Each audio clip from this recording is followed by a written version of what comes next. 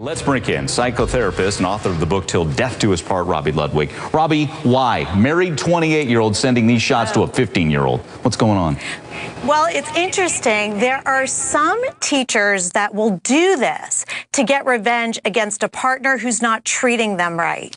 Very often we find with these young teachers is that they have romantic poor judgment.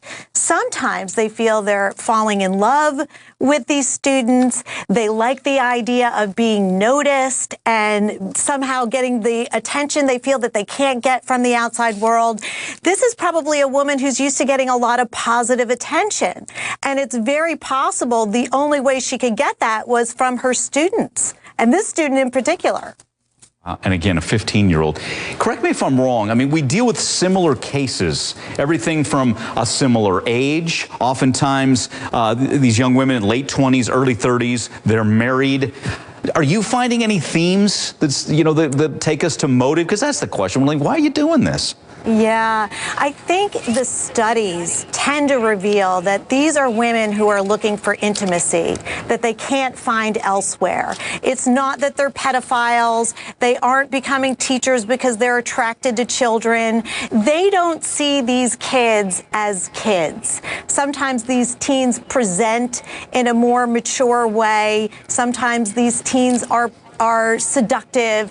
And I really do think the school system needs to do a better job of supervising these young teachers, letting them know that having a sexual attraction could happen, might happen, and what do you do when it does happen so that you don't act impulsively and destroy your career and potentially harm the student that you're interacting with or want to interact with. Is it ever a motive where you're trying to hearken back to youth? Maybe she was so tied up in pageants, she really didn't have a high school life, so here it is. I'll live it at 28. Yeah, Mike, I think that's a really good point.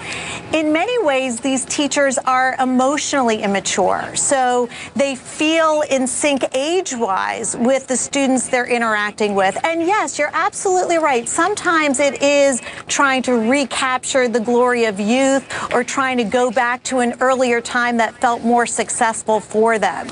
She's 28. She probably feels that she might be losing some of her sex appeal. This is a woman who had MS. We don't know what that meant to her. Listen, none of this makes it right, and it's a very sad situation that she acted on poor judgment and impulses that destroyed her career. Yeah, I mean, and you just nailed it as well. She was a role model, diagnosed multiple sclerosis, yet continued to compete in pageants, leading a successful life. Why throw it all away? Is just I think that kind of judgment gone?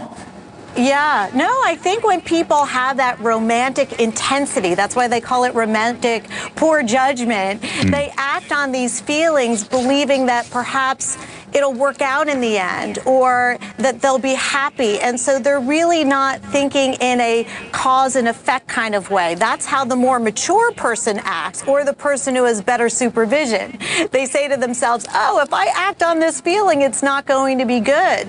But many of these young female teachers, in a way, are so desperate to feel that sense of intimacy or to feel beautiful or to feel loved that they risk it all, and they often don't realize it in the moment. It's just after the fact they realize how far off the rails they went.